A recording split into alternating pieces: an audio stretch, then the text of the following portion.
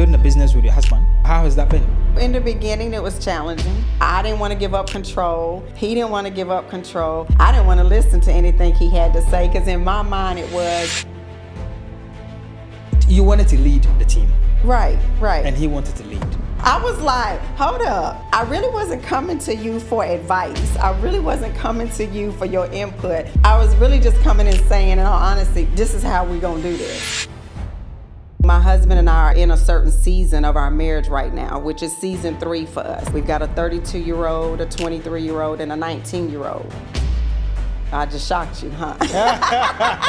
You're so successful in the US. Mm-hmm. You're doing so great, yourself and your husband. Mm-hmm. Why Ghana? So, what coming here last year was very important because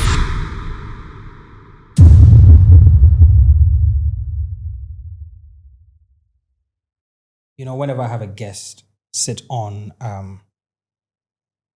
one of my special seats, mm-hmm. there's usually a question that comes on my mind. I haven't had the chance to ask many of the guests. Okay. But then the last episode, I was like, oh no, let me ask. Because it's usually boiling because of the name Connected Minds. Mm-hmm. So I want to know, you know, how have you used your mind, or how has your mind helped you to create a success that you have today?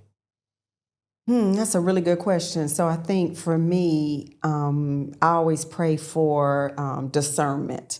So I'm always asking God to make sure that my mind stays sharp, it stays connected, it stays grounded, but more so that He gives me some type of discernment or intuition, if you will, on decisions or opportunities or people that He places in my life.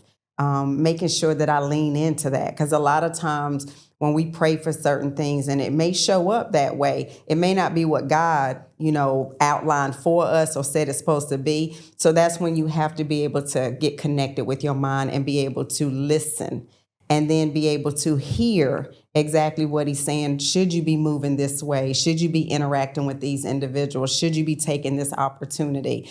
So I think for me, I try to make sure that I'm listening, and I have intuitiveness within myself to know that, is that God talking to me or is that my own desires? And being able to distinguish between the two.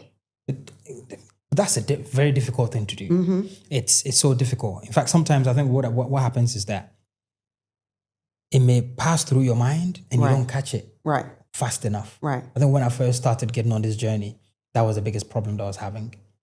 It passes through quickly, mm-hmm. and you know, I was not still enough to catch it, to know exactly what, you know, God is trying to tell me. Right. But I also think that if it's still part of His plan for you, it'll come back around. You'll never lose it. It's almost like a passion and a burning desire inside of you that no matter, like I call myself the boss chick of real estate, not because it's just a cute moniker, but because my passion is in real estate. My desire, I eat, sleep, dream, think about. I wake up in the middle of the night at 3, 4 o'clock in the morning thinking about real estate and how I can be able to, you know, not just make money in it, but actually do some great things in this particular industry, and then being able to show my network the right way to get into real estate. So I believe that, one, I'm big on manifestation. I do vision boards every year. I've been doing that for over 20 years. And I truly walk in a mindset of, if it's something that I truly, truly want and I speak it out there, God's going to make it happen. I just have that strong of a belief in it. So I think, to your point, even if you feel that that moment is fleeting and you forget about it or you don't hear it, if it's God's design to make sure that you have it, He'll keep passing it back through you some kind of way in your conscious or your subconscious. But He's going to bring it back because He's planted it to make it so that you're supposed to nurture that. You're supposed to help it grow, and you're supposed to walk in that kind of purpose. Amazing. I love it. I mean, how you were in corporate before. Mm-hmm. How did you transition from corporate into real estate? Because you just said you love it. Right. So I've always been in real estate for over 25 years. So even in the corporate arena, I first started out in property management. So I started at the very bottom, just a bookkeeper, and then worked my way up into regional and VP positions with companies. So that was my introduction into real estate from the corporate world. And I think as I continue to climb the ladder, one is the industry that I was in, I was always one of few women, and even more importantly, one of few African American women. And so just having to navigate those challenges and to allow my voice to be heard, because a lot of times for us women and women of color in the work field, and especially if you're in a high position, I could come across being more aggressive than my counterpart. Whereas I just may be passionate about what I'm talking about. And so the way it comes out to some people may be aggressive, might be in your face, but it's really my way of saying I'm truly passionate about what I'm saying to you. And so I kind of got tired of begging for my raises every year. I got tired of feeling like I'm having to show up, not just the 365 days, but even on the day that I'm now negotiating my raise. And I'm having to now take you back through a history timeline of what value I've added to your company. So that was my first indication. The second was I just always felt entrepreneurship was in my DNA. Like I believe I was born to come out and be an entrepreneur because just of my mindset and where I knew I didn't want a glass ceiling. I wanted to be able to try and do different things. And I knew if I stayed in corporate America, I was going to always be on one particular path. I get bored very easily. The novelty of things wear off very fast. So I realized, especially in my 30s, that my mind is constantly going. It's always wanting to create new opportunities, new ideas. And corporate America was going to stifle that. So I'm like, well, if I'm going to bet on this company that I'm giving, 50, 60 hours a week to, why wouldn't I bet on myself knowing that I'd give myself 80 hours? I get to have my own thing. You know, when you spoke about the aggressive, I can remember the times when, I was working for other companies and anytime, our Black ladies were seen as being more aggressive, than other races. And I'm not exactly sure, where that comes from, but I guess maybe, they're not used to us as much as they should be. Right.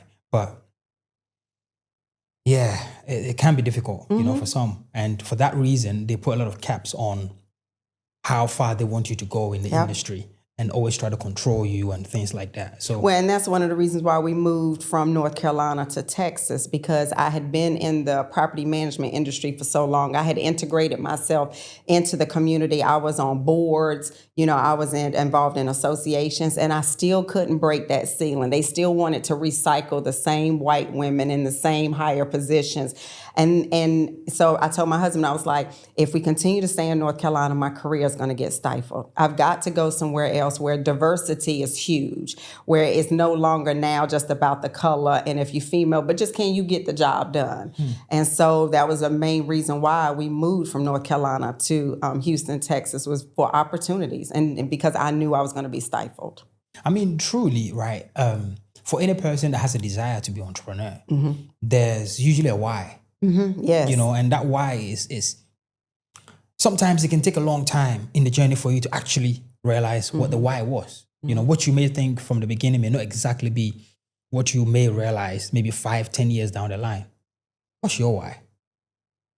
My legacy. Okay. I didn't come from a well-to-do family. It wasn't stable. I was raised by a single mother. I was a latchkey kid, so I'm the oldest. So I had a lot of responsibilities in the very beginning, starting out. And, now I want my children to be able to be better off, but I also want them to be wiser. And I also want them to know that, they don't have to go the traditional route. And so my why is my legacy. I want to be able to leave this earth, and I don't want to have any to-do boxes that weren't checked. And a big part of that is making sure that my children's children are taken care of. The children's children. I like that. It's actually a biblical concept. Yep. That, a good man leaves inheritance for his children's children. That's right. It's actually a biblical concept. So that's very good. But anyway, if you haven't subscribed, please do. If you haven't left us a review, it's your first time ever watching this, I hope you're enjoying this conversation. We are only a few minutes into some of the things we're really going to delve into. Real estate, the boss chick. Now, you're in Ghana. Yes. And, the questions were many. I had a lot of questions. And the first thing I'm asking myself is, you're so successful in the US. You're doing so great, yourself and your husband. Why Ghana? In fact, why Africa? So we're coming here last year was very important because, again, what we've seen on TV, what we've been told, what we've been taught is that Africa as a whole is not a place that we should be, or we can't be prosperous, or it'd be hard to integrate yourself into the culture. And so when we came last year, it debunked everything. And I love the challenges that actually Ghana is going through in the real estate industry, because to me, it allows me, I say, well, if I can integrate myself into the culture, a lot of what I've learned in the US that I know does work could be implemented here and taking Ghana to another level. Making sure that I did our due diligence looking at the right developers to connect with. We had a great tour guide. I want to shout her out, Dawn Dickinson. That's who was our tour guide last year. So she did an amazing job to make sure that not only did we see all the cultural and the community, the commerce, just all of that with Ghana, but also the real estate side of it. And so for me, my eyes just got wide. I was like, man, they're doing this over here, and all the different regions that are being built out. It's no different than the U.S. It's, gentrification, just trying to make sure that you bring something back to the culture and the community, but also keeping it for the community. I love being able to see how Ghanaians are living over here. Again, there's a lot of prosperity here. There's a lot of opportunities here. And so my husband and I are in, as I mentioned to you earlier when we were talking about marriage, we're in a certain season of our marriage right now, which is season 3 for us. So we're pretty much empty nesters. We've got a 32-year-old, a 23-year-old, and a 19-year-old. I just shocked you, huh? I saw that face. You're like, wait a minute now. Yes. Wow. So with everybody, transitioning out of the house, now my husband and I are looking at each other and we're like, so who are you again? And what do you like? And, are we still connected in that way? And then now what do we want to do? We don't have to worry about the kids per se. We don't necessarily have to worry about, we work our businesses, of course, but we're not working for somebody else. So we're not handcuffed to, a 9-to-5, so to speak. So it's like, what do we do? And it was like, we need to start planning for our retirement. And I don't want our retirement to be when it's 80 and body isn't functioning right, mind isn't functioning right, and then that's now our retirement. How do we do our retirement in our 50s? And what does that look like? Okay, where do we want to be? And so coming out here last year just really opened our eyes up to, from a safety standpoint, from, again, a cultural standpoint. And then again, we want to also make sure we bring our children back. We want them to be able to see what's possible over here and just show them a different life. So for us right now, Ghana is it. Well, that's lovely to hear. Yeah. That's really good to hear. But you've built a portfolio of clientele, of businesses in the US. You have people who invest in your projects. How is it going to feel like saying that, look, I want to live on another continent? Well, I think at the end of the day, depending on how we have everything set up structurally, I feel it's no different than I feel like we can make money over here in Ghana, but we don't have to live here 365 days. So if we split, do dual citizenship, that we're looking at that option as well, 6 months in the U.S. when it's our prime peak season, and then 6 months over here. So, at this point, I think anything's possible. And I think that, coming over here is, now we're not doing it right away. Let me make that very clear. So on camera, any of my people, watching, we're not leaving right away because our daughter just finished her first year of college and also went off and did basic training in the military.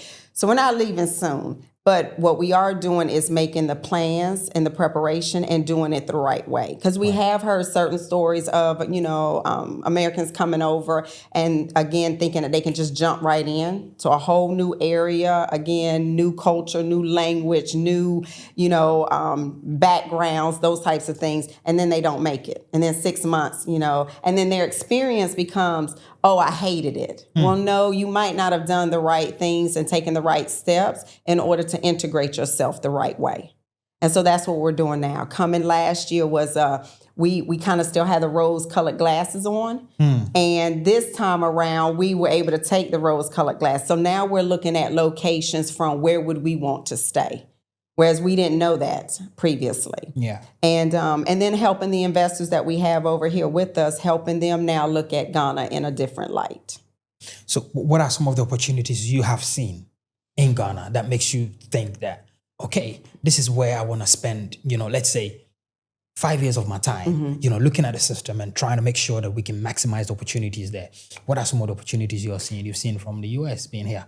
So one, I think even just from an entrepreneurship standpoint, what I was amazed by when we came last time is driving down the road and seeing that mothers and fathers had their young children out selling products, creating saleswomen at an age of like 5, 6 years old, and them not really realizing the tools and the resources that they're already pouring into their kids and showing them, again, a different way. Now, this also is part of life here. We get that.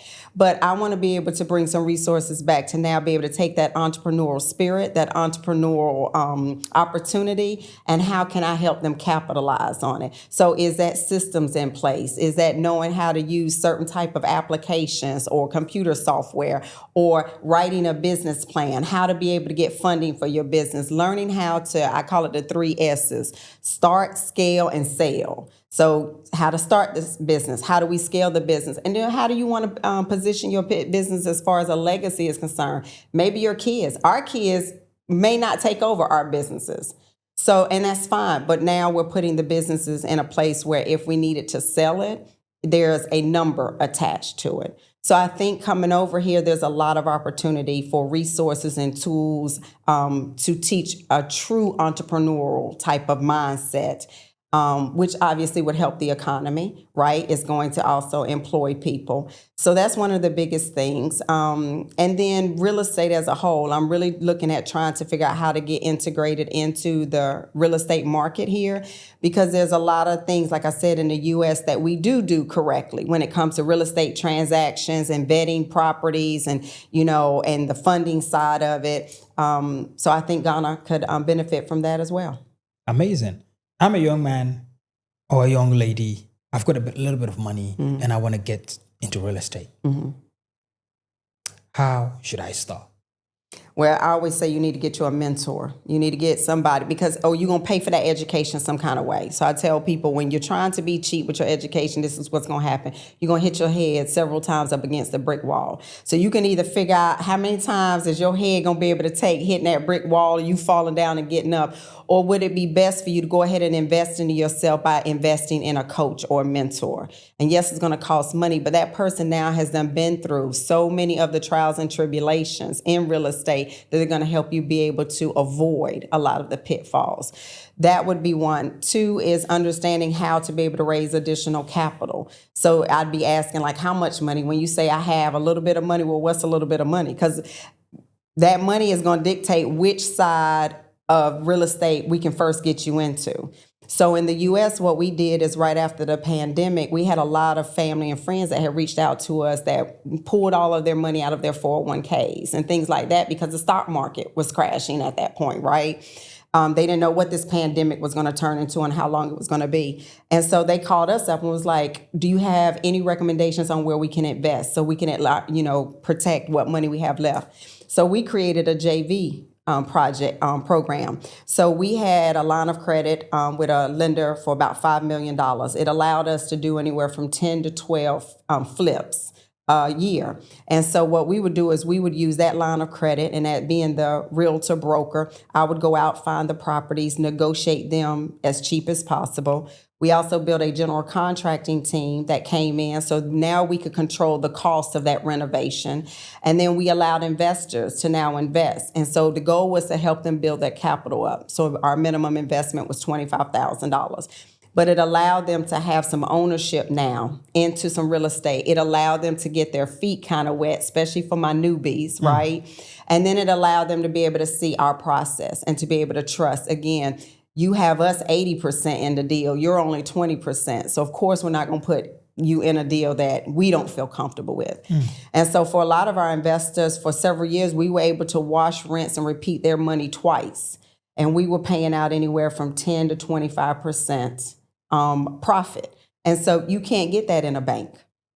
So I would say if anybody new is coach or a mentor, figure out the best way of how you're going to be able to increase your capital, and then understand the steps to real estate. So for me, I always feel like, real estate is like going to 4 years of college, and you can't skip a grade, right? So I always teach on wholesaling is your first one. Why? Because wholesaling is the easiest way for you to just be the matchmaker. You find a seller, you find a buyer, you match them up, you get your money, you move on. Very low risk. So for me, I consider that the freshman years. And then your sophomore years is now, okay, you ready to move into some fix and flips. We've helped you build your capital up. So now you have money to be able to now go out, get your own loans, and be able to fund your renovation. Then after that, you're going into your junior year. Now you're somebody that you're looking at and saying, well, now I might want to hold on to some of this real estate. Do you want to become a landlord at this point? So now we're looking at building your real estate portfolio. And by your senior year, we need to be trying to figure out, are you planning to continue to be a landlord? Do you now want to move into property management? Do you want to move into commercial? Do you want to move into development? So for me, real estate has been great because to me, I feel I did it the right way. I did several years. We bought a We Buy Ugly Houses franchise. Okay. That cost us $75,000, right? So that was our cost of education to say we want to get back into real estate, but we want to do it the right way. Oh, that's amazing. There are a lot of people, speaking about real estate. And for the regular people that listen to this podcast, right, there's a lot of people I've spoken to who are into real estate. But why do you think it's a good place for people to invest their money? Because with real estate, over 25 years of seeing the ups and downs of it, and the industry is going to be cyclical, that's for sure. But the reason why I feel it's one of the safest vehicles investment-wise is as long as you know what side of the real estate transaction to be on. Because at any given time, when there's foreclosures happening, well, for the people over here that are being foreclosed on, obviously that's not a good time to be in real estate. But for an investor that can now come in and buy these properties deeply discounted because people need to get out of the debt of it, well, you're on the right side of real estate, even in trying times. Same thing when the market is doing very well at this point. If you are a landlord, this is your opportunity. If you went several years of not being able to raise your rents because the market was down, that's fine. But you need to be able to recognize as soon as the market is up, you need to be increasing those rents so you can increase your income. So for me, real estate has always been, you just need to know what side of the scale to be on depending on where it's tipping. Robert Kiyosaki spoke about this concept. And I thought it was very interesting. Most people consider their first homes as an asset, the homes that they live in. And, he said, nah, it's not. It's not. Actually a liability because, it's taking money away from you. I want you to elaborate on that one. Yeah, no, he's 100% right. So I think that getting into home ownership to me is definitely important because I say that until you have navigated purchasing probably the largest asset you may ever buy in your life, then getting into real estate and investing into real estate to me is not the right way to go. Because I really think that you need to understand the whole process of getting the real estate, being able to hold on to it. I tell people all the time, it's not about whether or not you can get it, it's whether or not you can keep it. And that's where the real work and the challenge is. So I absolutely agree. Now, could you use that first piece of real estate, your home, to be able to kick off your real estate journey? Absolutely. So that's where I would say that you can turn around and take that liability and turn it into an asset. Especially like in the U.S., we bought our house in end of 2019. Interest rates were extremely low, got it for a great price. Well, in just 4 years, we almost have double the equity in our home. So now we can play because now it's like, all right, it only took us 4 years. And where are you going to get that rate of return on your money that fast? 4 years and our house is now double what we pay for it. Now we can go in and extract that money out, whether it's a HELOC or a HE loan, and be able to invest into other real estate and grow it. So it may start out that way as a liability. Yeah. But if you do it the right way, you buy in the right market, you understand what you're buying and how the market is going to progress, then you also know when the sweet spot is. Because we're looking now, we're like, is this the time for us to go ahead and start pulling some money out just because we're expecting the market to also flatten at some point. So that huge 4 years that we got this property, increase, we now are seeing that it's kind of like leveling out. Yeah. And so now we're like, maybe this is a time for us to go ahead, pull some money out, use that to again add to our portfolio. I did it. Just before we got married, we got our first property. 2 years after, we took money out of that and then bought a bigger property. So, I understand the dynamics in that. It really works. Yeah. But today though, there are a lot of people talking about rent to rent. Doing serviced accommodations, this Airbnb model, where, someone rents a property, let's say a 2-bed or 3-bed, and then they split it up and, put an Airbnb and make some money out of it. It's actually very common in Ghana as well as the UK.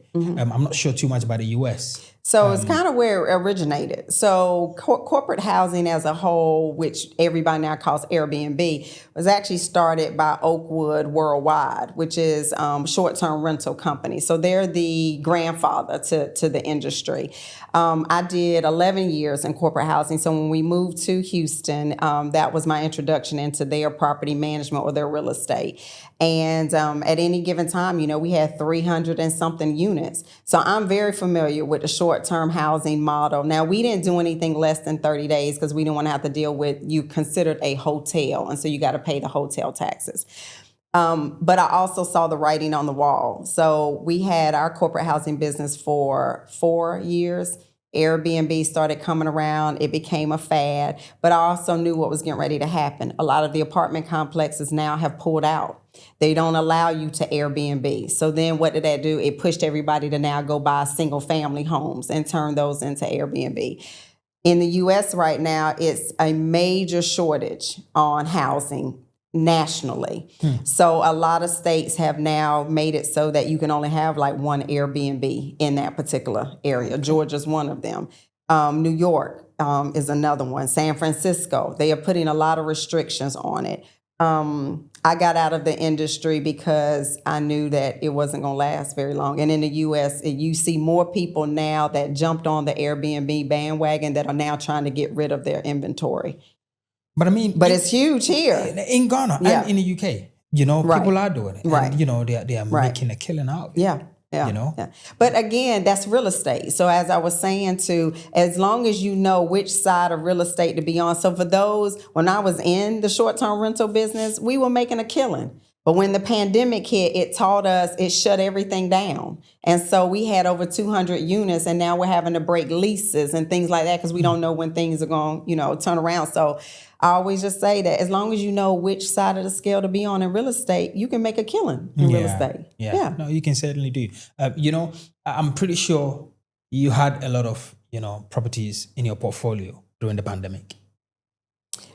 So not anymore. And because I don't like being a landlord. Okay. So around that time, how was the property market for your business? It was good. And the key was, again, when we looked at buying properties and we knew we were going to turn them into rentals, it was location first and foremost. Okay. It was what makes sense. For us, our portfolio, we didn't want like 2-story homes. We didn't need the homes that had 5-bedroom, 4 baths. Why? Because those were the larger families that was just going to be a stepping stone. They may only rent for us for a year. So our sweet spot was 1-story, 3-bedroom, 2-bath, because that tends to be more of your starter home. Okay. So that's kind of how we grew it. But after a while, I was like, I don't want to be the landlord anymore. I'm really trying to understand some of the struggles you went through that made you say, I don't want to be a landlord anymore. It looks like you pulled out pretty quickly. No. Because we were doing, we had properties in North Carolina even before we moved to Texas. So again, property management as a whole has been in my blood because that's where I started. Right. So I'd been a landlord to some degree to other companies. I was their property manager. So, was working in the arena of being a landlord. And I think with single family homes for us, it was going to take away from our true passion, which was the evolution of moving into development. Okay. And but we bought those properties because we knew that they were going to increase in market value. And so when we sold them, that gave us another cash injection to now move towards. So for us, it's always been the evolution. It's always been the stepping stone to eventually get to development. And how do we do that? And so all of that was about building capital. So when we had the rental portfolio, we looked at it and said, okay, are we going to keep it for 3 years, 5 years? What's the market going to do? And then when we sell it now, again, we've got this influx of additional cash to go to the next level. You've built a huge business with your husband, Claude. Now, I wish I had 2 seats so that I could have had him on here as well, because, and there are some things, happening in my mind that wish, maybe I should have you out in 30 minutes and then, have it on. But he would love that. I think you will be able to answer these questions, because building a business, and you spoke about legacy before, which brings it all together. Building a business with your husband, how has that been? Because the two of you are working together to make this happen. Right. So in the beginning, it was challenging. Because again, we both come from corporate America, but he was more so in sales. So he really only focused on himself and whatever goals the company gave, and that was it. I've always been in the management side of things. So for me, it was managing all aspects of business, whether I was having to be the marketing person or the HR person or the housekeeper or whatever it was. I'm used to being into all those roles. So when we got into the first business together, it wasn't successful. And it wasn't successful because I didn't want to give up control. He didn't want to give up control. I didn't want to listen to anything he had to say, because in my mind it was, but you've never been in management. You've never been in, you haven't done all of this here. So our first go at it wasn't successful. And so we took a pause. And then we came back. So when we built Knighton, the Knighton brand, go ahead. I think we should stay. We should stay on that venture, the first venture. We should stay on there for a little bit, because you wanted to lead the team, right, and he wanted to lead, right. It wasn't so much he wanted to lead. It was I'm the type of person that once I have something in my mind, I've probably already worked out every scenario that could happen. I'll take myself down at 10 roads and I'll say, okay, if I go down this path here, what are all the, bumps in the roads I'm going to go through? You've done all your risk assessment. Yeah, I've done all of that. So by the time I come and talk to, my husband about it, and then he wants to poke holes in it, that would piss me off. I was like, hold up. I really wasn't coming to you for advice. I really wasn't coming to you for your input. I was really just coming and saying, in all honesty, this is how we're going to do this. And he was like, hold up. We can't do that. So that's where the challenge came into it, because for me, at the time, I trusted more of what I was feeling and what I wanted and what I desired than him. And when I realized that, I'm like, okay, this isn't going to work. We're not going to be able to build a business together if what I'm saying is I trust my husband in every other aspect of our life over here, but I don't trust him in business. And so that was one of my aha moments. And then I had to go do some work on myself and say, well, why don't I trust him? Why, what has anything, happened as far as, he's never mismanaged our funds. He's never not provided for our family. So I realized that was an internal fear, just coming from childhood and seeing my mother do it all by herself. So I'm like, if my mother can do it all by herself, she didn't need a man. Right. Which is not good at all.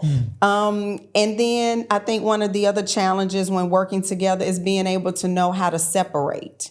Okay. So meaning if we're 8 hours a day at work, and that's what we've talked about is nothing but work, then when work shuts off, work has to shut off. We can't be in the bed when it should be time for any form of intimacy, whether it's just sitting there having a conversation or checking in with each other. How are you doing today? How are you feeling? And all we keep doing is talking about business. So we had to figure out a balance and to know, okay, even though we office from home pretty much, we have a brick and mortar, but we office from home. And so he's upstairs and I'm downstairs. So we created boundaries of, okay, when it's office hours, We can break for lunch, but we can't be communicating because we wouldn't do that if we went in the corporate arena. I couldn't talk to you every hour on the hour if I was at, somebody's company. So we created boundaries. We also created different conflict resolution techniques. I want to know about that one. So it's one thing, right, if you're going through something in the personal side of the marriage, and there's a different type of conflict resolution that has to take place. But then when you're in the business arena, there might be a completely different way. So a way that I can talk to my husband and get real passionate when it's something we're talking about personally, that will work in that setting. But it will not work in that setting if we're talking business and we're talking about how to build our legacy and, invest our money. Emotions and the way we connect and talk has to be different. And so that was something that we learned. That must have come with a lot of, checking on yourself to really understand what is happening in the scenarios, right? Like every time. Because how many years into the marriage did you decide to do business together? Actually, from the very beginning. That's hard. So even though we worked in corporate America, my husband had, when I first met him, he had already had 2 rental properties. And so coming from that background, I immediately came in and saw, I was like, and he'll tell you this story. So this isn't just something I'm saying on camera. He will actually tell you this story. I came in and I said, "You doing it all wrong." I was like, "I don't know what you're doing over here," but like he would have tenants, he didn't do their background checks. He didn't, call and verify that their pay stub was a real pay stub and somebody hadn't just made it up for them. He didn't do any of that background check. He also, just even from a maintenance standpoint, and I kept saying, you keep paying these maintenance guys to do things that you should already be able to know how to do.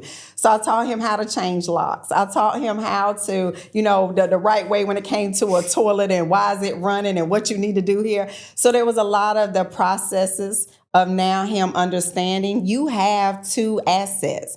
But they're not going to be here long if you don't manage it the right way. So we kind of were already in business together from the very beginning. So you were very hands-on. Yes. Yeah. Could that be the reason why when you guys started together, you were like, maybe you might not be able to lead this project as well as I expect you to? Right. Okay. When did you decide, okay, let's give him a chance. Let's allow him to input all the things he knows from corporate and what he's also experienced to bring it together so that we can have the family legacy that we expect to have at the end? Well, when he gave selfishly, when I wanted to go into entrepreneurship, I had an opportunity. I was getting ready to leave a company and I had just won a major contract. And I was getting ready to actually take that contract and give it to the new company that I was planning on working for. And I remember Memorial Weekend of 2016. That Friday, I come home frustrated. I'm ready to leave this company. I'm going to start this other company, or start with this other company. And my husband looked at me in the bed and he said, "Why can't you do this yourself?" And I said, "Huh?" He said, "You've always wanted to be an entrepreneur, and now you have a book of business that will allow you to be able to start this business and get it off the ground." So he gave his commitment to stay at his company for 5 years. So I said, okay, well, in 5 years, if you're ready to come out of corporate America, it can happen. So we made it so even our lifestyle, we made it so our lifestyle was conducive with his salary. So we didn't depend on how fast I could build the business, what money was going to be able to come in. We looked at that as that is part of our retirement, our safety net. So keeping our expenses low during that time. He sacrificed a lot just, staying in a company that he didn't necessarily want to be there, but it was a bigger picture. And so 5 years afterwards, it was he came to me and I said, "You know what? You shouldn't have to be working for anybody else either. It's time I don't trust anybody else with this business. I don't trust that anybody else is looking at our children's legacy as much as I am, but him." So, after that, it was okay. And then we sat down and we talked about our strengths and our weaknesses, right? That's a very hard conversation to have with your spouse, is to say, okay, well, I feel I'm great here, but I'm not great here. And then you also figure out where do you need to come in versus when I may need to pull back. As you can tell, like my husband is not the one that wants to be in the forefront. I love to be in the forefront. So that works for us. He's like, look, I'll play the background. You tell me what you need, how I need to show up, how I need to perform, where you want me to lead here. So he does such an amazing job that it doesn't demasculate him at all. Do you think as men do that to make our women happier? Yeah. So it may not necessarily mean that maybe we love that. Right. But we're doing it because we want peace. We want you to be happy. We want you to we want you to do good, right? Right. Naturally. Do you think so? I do, but I also think that if your husband or your male, significant other, if they are intuitive to who you are, what they're really wanting to do is to nurture all the gifts that are inside of you. So my husband nurtures my gifts by, I just said it, I get bored very easily. The novelty of things wear off. My husband I had to look back on it because I didn't even realize how strategic he was with it. Because when we started Night in Real Estate Group, which was in 2016, 2 years later, I was going to him and I was just having regular conversation. I was like, hey, babe, I'm really tired of this whole corporate housing thing, this short-term rental. I'm bored. I can do this in my sleep. And not realizing that as I was speaking that, he was already looking for our next opportunity. So then he came and he said, hey, we've been a little gun shy about getting back in full-blown real estate. We got this opportunity. You want to invest in a We Buy Ugly Houses franchise? Now, I don't like to give up money. So I was like, $75,000, what we getting? That type, trust me, babe, he was right. We bought the franchise. We did 2 more years of the wholesaling, the fix and flip, creating the JV opportunities. What happened? 2 years later, I was in my husband's face. I'm bored. Can't do this anymore.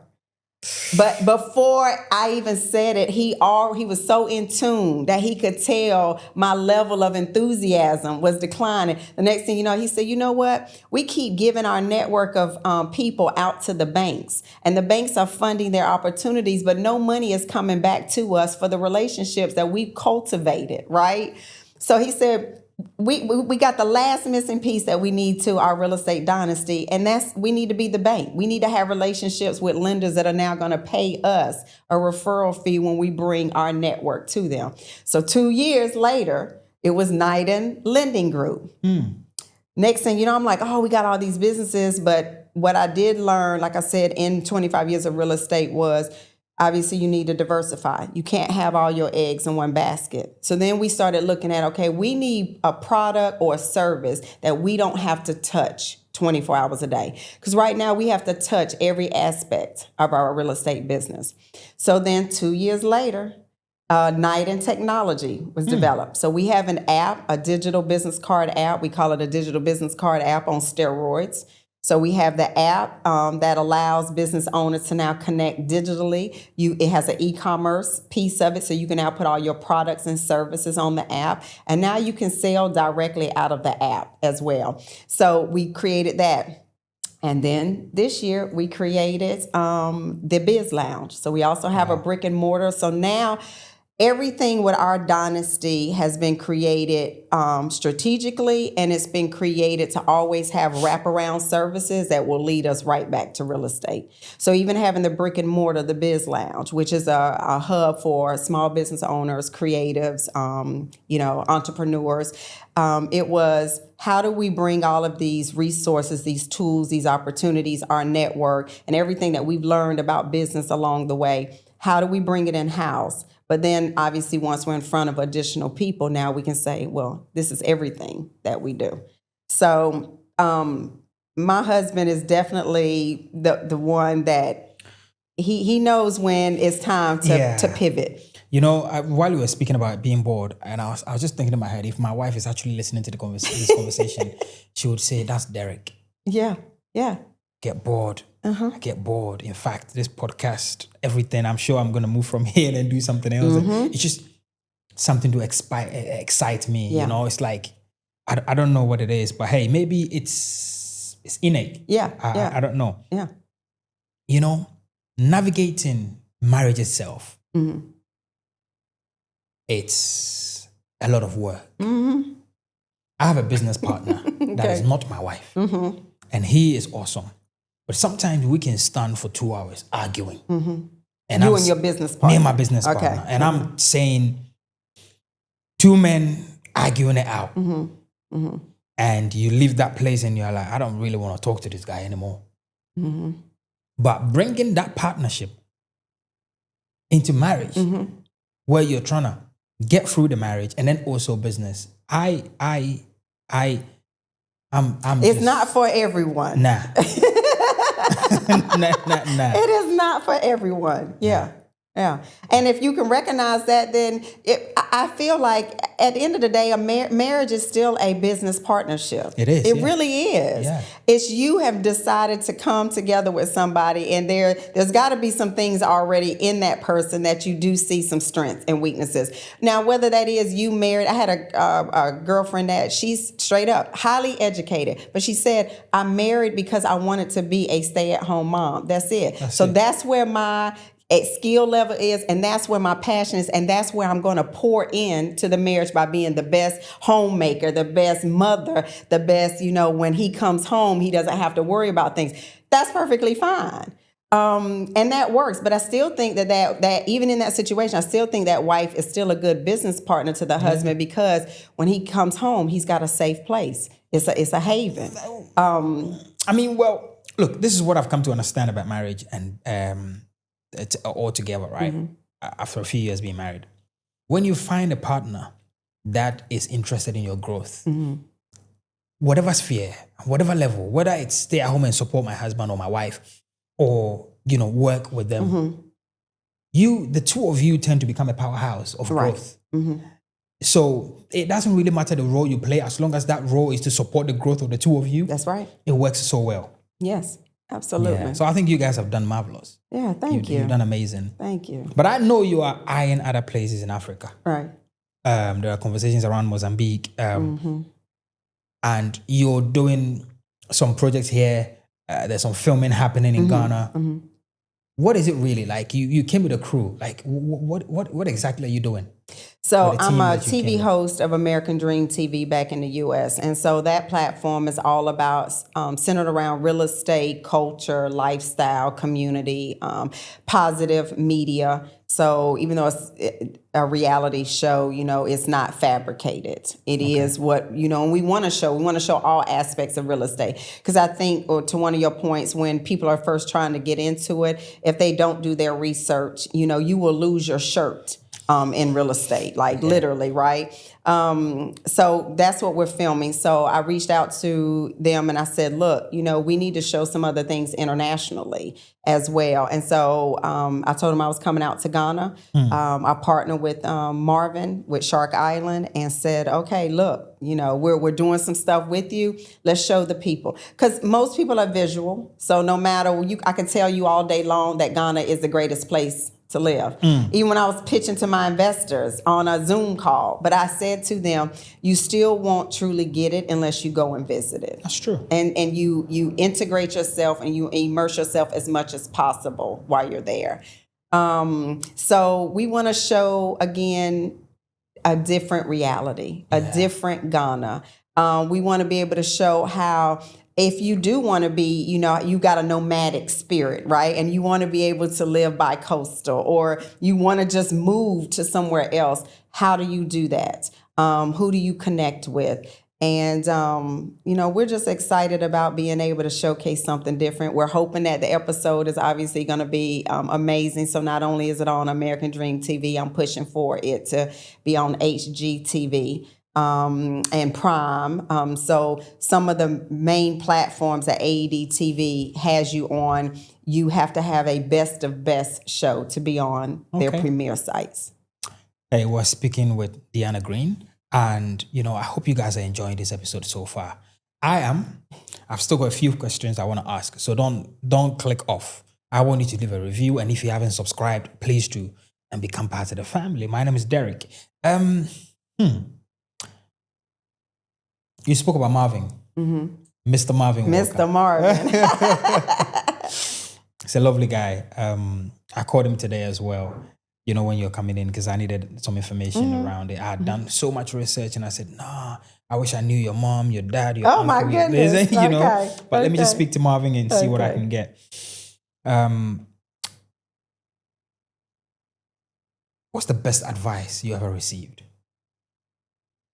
Ooh, what's the best in business? Anyone, yeah? I ask this question. Okay. They always do that. It's always, ooh. Yeah, because you know, I mean, I've been on this earth 49 years, so I feel like there's a lot of advice. Your mind is going through. Yeah, the best advice. The best advice, especially to fuel my entrepreneurial spirit, and I didn't know it at that time, was actually given to me by one of my mentors, who's basically said that you have to put yourself in rooms that you didn't think were possible. And meaning for a lot of us, when we get into certain roles in our life, whether personal or professionally, we can't see past that current moment and staying right there. We don't know that, that there's another room that our feet are supposed to enter. And how do we put forth that effort to get there? So I'm constantly, and from that, what I learned was networking was key. Closed mouths don't get fed, and you better shoot your shot. And so those are things that I definitely live by. But that advice of you need to put yourself in rooms that you did not think you belong in. And so that for me, that's pushing past barriers. It's breaking down doors. It's shattering ceilings. I'm doing a few episodes, right? Mm-hmm. With powerful women. Mm-hmm. And there's a reason why I'm doing that. Okay. I'm doing that because the average Ghanaian girl does not have a lot of courage and a lot of confidence. Mm-hmm. So I purposely said to myself that I want to interview about 5 to 10 powerful women. Mm-hmm. And the purpose of that is I want them to basically encourage these young girls. Mm-hmm. And because it's so I don't know what the word is, but it's beautiful watching a woman express herself confidently, with so much power and so much experience. And yeah, it's amazing, So yeah, I want to understand from you, apart from the environment you grew up in, which naturally nurtures you. Right. And I think this is something you're going to find out while you're here in Ghana, that a lot of our young girls are very timid. They naturally, yeah. What do you want to tell them? Discover your own voice. Express yourself.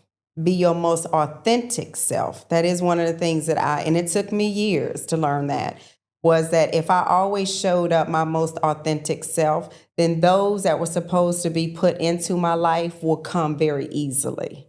But when we don't know ourselves and we don't know our own voice and we don't know how to express ourselves, that's where I feel like you see the timidness or the, a low self-esteem or the not knowing how to be able to stand up and be strong and be confident in who we are. I say all the time, I'm 5'2" on a good day, but my personality is every bit 8 feet. Every bit 8 feet. Love it. I walk with purpose. I walk with knowing that everything that I am supposed to have, I will get. And that's not arrogance. That's just knowing that I have a faith and a belief that's strong. And I know that God pours so many gifts into me that I'm doing a disservice if I do not nurture and I do not use those gifts. And I will say this, that God gives you your own specific gifts. And if you do not nurture them, and if you do not act on them, he'll take them away and give them to someone else. And that's the worst thing to happen. So understand your voice, listen to your voice, use your voice. And at the end of the day, don't make concessions to make other people comfortable. I did that too long. Too many years of showing up and, not wanting to walk in my purpose, walk in my power, because I was always scared whether or not it was going to make you uncomfortable. I don't do that no more. I tell people all the time, like, this is my table. So I will invite who I want to come sit at my table. You can't come and sit at my table empty-handed and then leave full. I don't allow that. And I also have the right that at any time that if I say, you know what, You've taken up this seat a little too long. I'm not getting anything else from this relationship. I'm going to kindly ask you to get up from that seat so I can bring somebody else to sit at my table. It's my table. So I'll kindly invite you to get up and leave from my table. If I clap, it's going to make too much noise. So I'm not going to clap, but you can tell from my face that I received those words. And I hope, there are people listening who, just listen. I've said this before, that wisdom is from the mouth to the ears. So if you want to, on this journey of self-development, if you truly want to make a change and, come out of your self-limiting beliefs, then conversations like this, you really have to listen and pay very close attention to. But I love the words. I don't know. There's something happening in my eyes, but I don't know. Yeah, but I love those words. Right. I love those words. What's your favorite self-development book? Doesn't need to be a paperback. It could be an audiobook. Who, Not How. Okay. So because even being a serial entrepreneur, I also have a personality where I do not know how to delegate properly. So that's one of my weaknesses.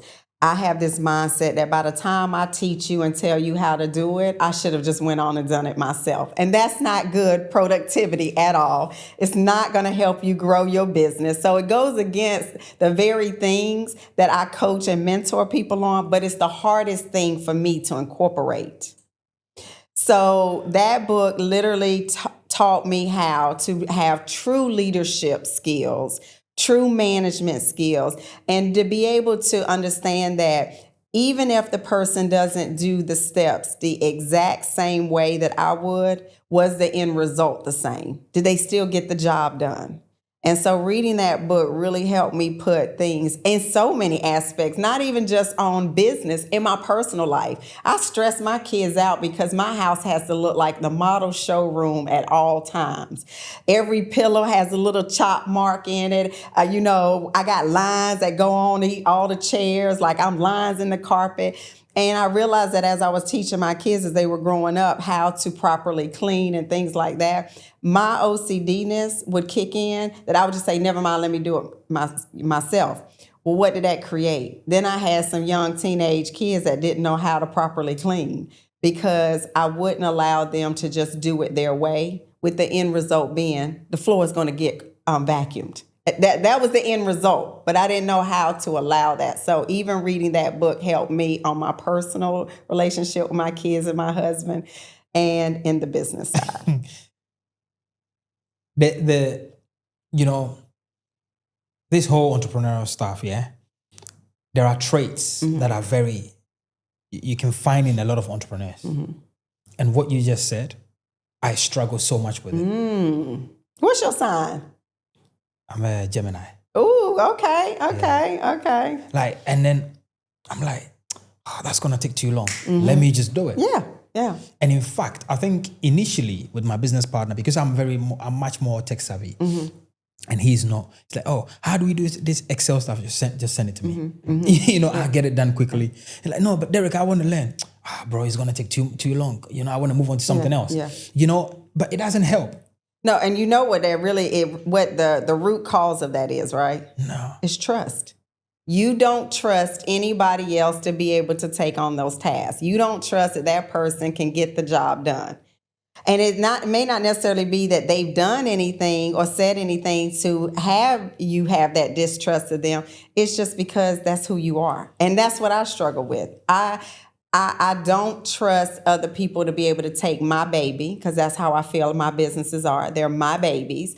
I've raised them, I've birthed them, and I'm telling you who gets to hold or rock or care for my baby, because there's a trust issue that I have. But that to me was internal. I just realized, I was like, I don't trust nobody with my life. You know what I'm saying? I'm like, girl, what you doing? You're not going to be able to grow. So that's what it is. I feel like I'm in therapy right now. See? Because that's what I get a lot. When I first brought my kids to Ghana,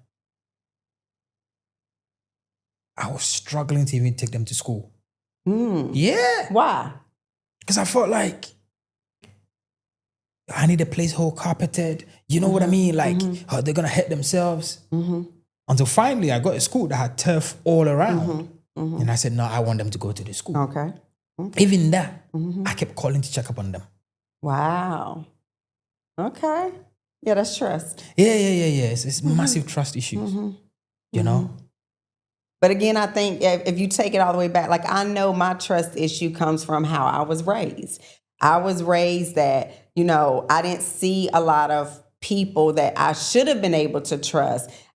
They had violated in some kind of way. They weren't there, or they might have popped in and out of my life, when it was beneficial to them. So when those types of things happen very early on, that I know I ain't have to go to therapy to know my trust issues lie from the way I was raised and the environment that I was in. And so for me is, I couldn't trust people to protect me in this situation, or I couldn't trust that I could just be a kid and not have to raise my siblings. I couldn't trust, things that my mother would say to me, or my father, him being absent. So it was like early on, I didn't have trust for anybody but myself. Yeah. I knew I could trust me. Oh, very similar. I knew I was going to always take care of me, right? Yeah. And I also knew that anybody that was in my life, because of that, I knew that I would always be able to exude to them, you're going to be able to trust me because I'm dependable. I'm consistent. And I didn't see that. So even with my husband, we still 23 years married, and that's still hard for me to break sometimes, to be able to say, I trust you to be able to handle this. And I think that if I would have learned that early on in our marriage, we probably would have had an even smoother ride. But I just was stuck on, where if you leave tomorrow, I'm going to have to be handling this and take care of this by myself and everything. So that was all trust. And now I'm like, oof, you can have it all. You want to handle all of this? Like I trust you, go for it. But it was a work in progress. Yeah. It sounds like you still got some work. No, I mean, you good? I've learned a lot. Okay. I've learned a lot. The last part of this conversation is just, it's a lot for me. It's a lot for me. I'm happy that, you're sitting in the seat and you can reference some of the things that I'm having to deal with, with my business, with my kids, but I think it's getting a lot better now. Because now I'm relationship with your business partner. Oh yeah, no.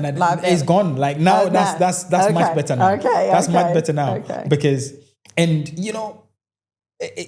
soon as I left the business for him and I said, bro, you can do things the way you want to do it, it's a lot better. Yeah. And now I don't even check it. I think yesterday we were having a meeting and he said, do you know how many orders we got today? And I said, no, I don't.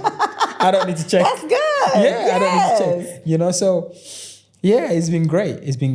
You allowing him to do and be great at what he's great at. What he wants to do, yeah. That's right. Yeah. So now, in fact, in terms of position-wise, he's gone to number one in as a CEO of the company, and I've come to number two. And he's doing it well. Yeah, he's doing it fantastic. Even the real estate project that we're doing, I have to be there all the time because I don't trust that they can make it straight. Yeah. Even though I've hired contractors, I've hired people to do the work, I'm still having to check every single thing. I go to the place and I'm like, where's your T-square? Put it there, let me see. Nah. So it's, I have an assistant who is doing well, but I think his job is hard. Yeah, it's been, I wish I would have hired more people early on and allowed them to be able to do certain things. But I was so protective and holding on to so much that, I overworked myself. I stressed a lot more than what I should have. And so now, going to your point, now we're adding people to the team. Yeah. And one of the other things on advice that I did receive as I was sitting here thinking, I remember taking a SBA Emerging Leaders Program. And one of the first things that they taught you as a CEO was, do you even know your value as a CEO? Meaning, just like how attorneys have an hourly rate. You want to book, get an attorney, might cost you $500 an hour. They know their worth in their business and what their hourly rate is. And that first exercise, they were like, how much do you feel your education and your time and your years of experience, how much do you feel you could effectively bill a client for? So when I came up with that number, they said, okay, well, if you feel you $250 an hour based on everything, why are you doing $10 an hour tasks? Yeah. Man, when you hear it, it's like, that sounds elementary. Yeah. But it's so... It's true, yeah. It holds a lot of weight. And so now I'm looking at, okay, I'm over here posting social media. Why am I doing all of this when I can hire somebody who's passionate about social media, understands all the algorithms and how to, get in front of the right clientele, that type. Why are you doing that job if you value that $250 an hour and you could pay somebody $20 an hour to do it? Yeah. That's been huge for me. That's huge.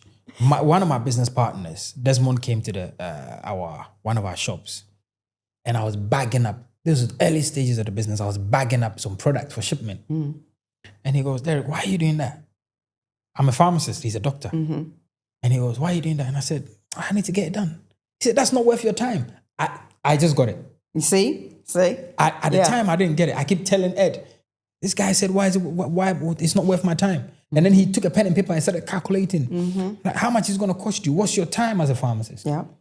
So it's true. We need to trust people to let them do the things. They may do it wrong, but then if we direct them a little bit.